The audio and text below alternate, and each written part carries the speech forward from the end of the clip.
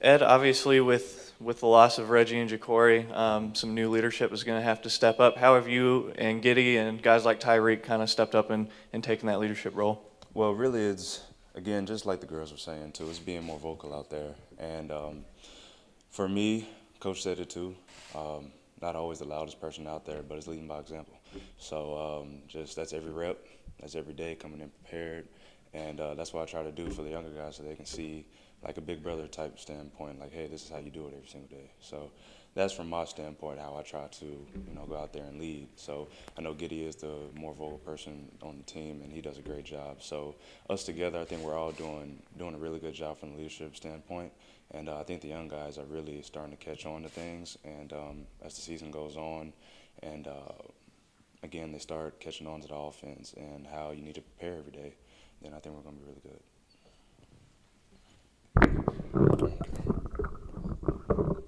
And you look at the schedule, do you think that's something in itself, just a schedule that, can be used as a tool for this team to get better with, the level of competition you guys have throughout the year? Yeah, oh, yeah, absolutely. Absolutely.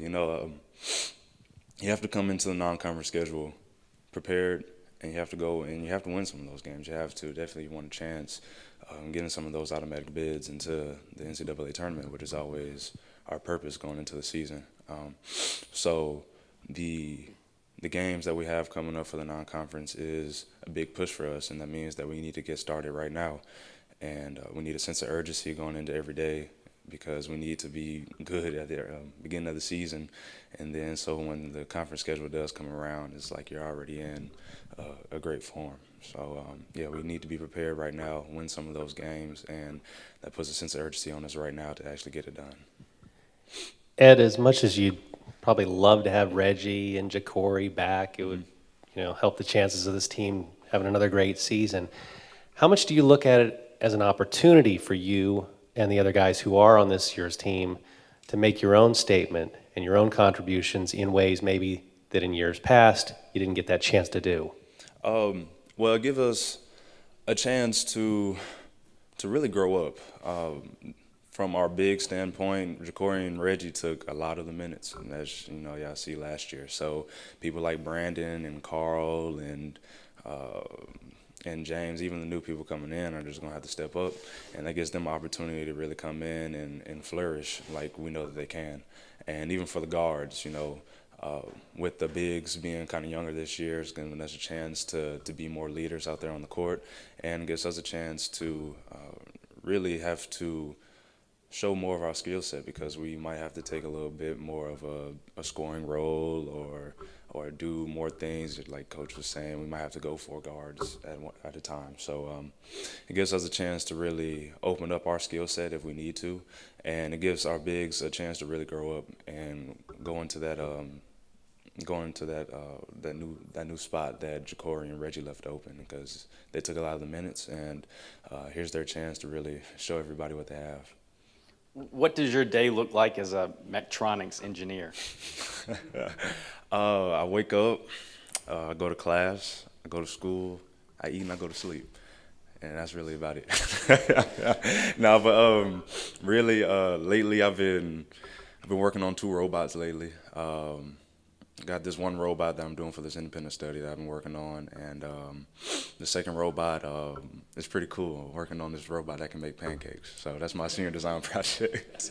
But other than that, it keeps me busy, but I wouldn't trade it for the world. I love it to death. I love having to put my hands on things and do the math for it and see something go from nothing to something. I love doing that, and I love coming to the basketball court every day. So even though I may not have a life outside of what I'm doing right now, I love it. I wouldn't trade it for anything. Tell me more about that robot that makes pancakes. Which one? That makes the pancakes. Well, right now we're working on making it work. So the first semester is getting all the mathematics down, all the motors, all the parts that we're going to use, whether we're going to use steel or aluminum, we're using things like that. So we're getting that part down first. That's for the first semester. Second semester is going to be actually putting it together. So hopefully if we do good enough in the first semester, we won't have any flaws that we have in the second semester, so it should just come together really easily. And it has to dispense the batter, it has to flip the pancake, and it has to put it to a plate. So that's our job, and it's speed and taste. That's what we're getting like graded on. So first place, you get 100 and things like that. So again, that's a competition right there for us because we need to do good on that. Or if we get last, we might just end up with a C in the class. So it really pushes us to do good with that too. You get to take it home? What'd you say? Do you get to take it home? I think it stays here. Unfortunately, I think it stays here. But I can't wait to taste it, and I think it's gonna be fun. Yeah, I can't wait to see how that really comes out. It's really been a joy doing that right now. Kermit mentioned the expectations that are here now at Middle Tennessee. How have they changed maybe since your freshman year, and how often do you guys talk about it in the locker room, wanting to end your season, on a national stage? Yeah, well, even my freshman year, we've had the same expectations every year. Coach Davis keeps expectations high, and we always strive to be, that great. So even from freshman year, I think the expectations have been right there. I think we've just gotten better every year. Freshman year, we were really young, having 9 to 10 new guys coming in, and with Coach Davis' system, it's really catching on to every day coming in, giving 100% every day, and really understanding when your shots are coming, how to play defense, everything. It's so detail oriented. Where for me freshman year it was a big difference.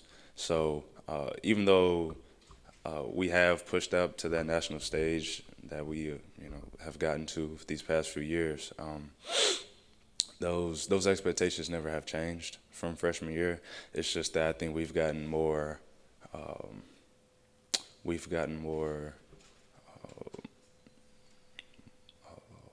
Sorry, I'm at loss of words right now.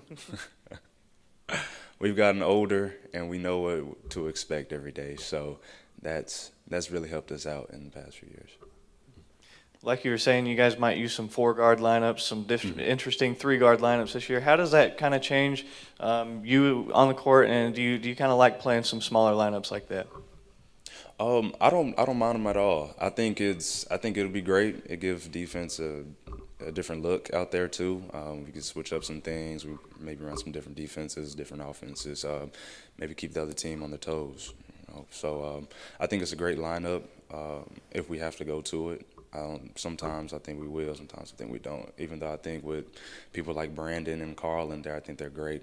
That's great rebounding for us, and that's something that we haven't really had the past. Like even last year, I mean, Brandon didn't play too many minutes, but a real true 5-man down there that can bring in the pain. So if we have to go to the 4-guard lineup, I think it would be great. But I do enjoy having the bigs out there, really holding down the fort for us. Karl, right away here, obviously Reggie and Ja'Cory are gone. What have you big guys been working on this off season to kind of fill in those roles? Really, all in all, we've been working on just being more productive. Brandon and I, we didn't play that much last year, but really we're just focusing on stepping up, playing a bigger role as Coach said, just being productive overall. I mean, obviously we lost a lot with Ja'Cory and Reggie, but, I feel like me and Brandon are going to, grow up a lot this year. What did you learn from watching those guys, do what they do? Obviously so successful. Were you able to draw anything from them, and have they reached out to you at all since they left, just with any either advice, words of encouragement, anything like that? Really what stood out to me is just, their toughness, how they compete, how they go for every rep. They don't slack on any reps pretty much. And I've talked to both Reggie and Ja'Cory, and really they were just telling me, just stay confident in yourself pretty much. And, this is pretty much the year that I have to show what I can do. I've been here 2 years, and it haven't been the best 2 years, but, I've been patient. I'm just waiting to show what I can do here. Karl, short question for you. What's your wingspan measurement? 7, I want to say 7, somewhere around 7. Yes, sir.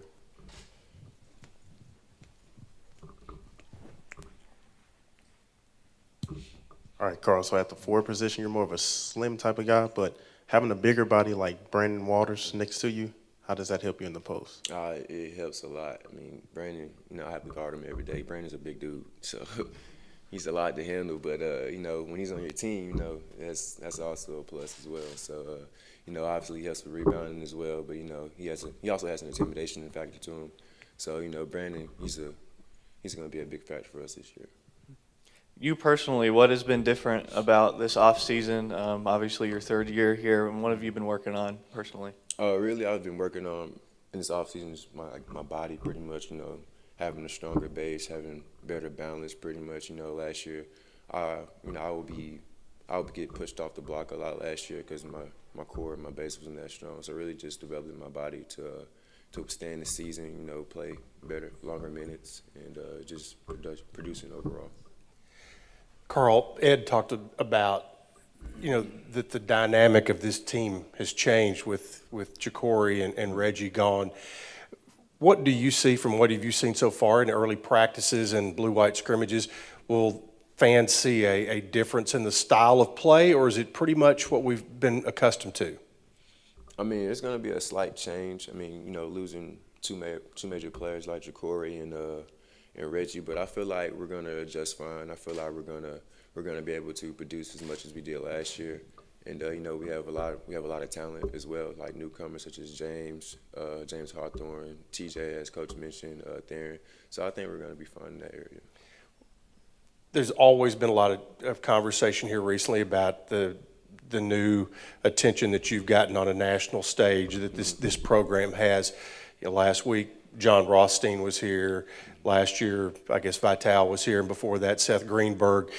What does it mean to you guys from in seeing these guys come in and, you know, take a real close look at where Middle is going to be in the national picture? Is that a source of pride? Yes, it's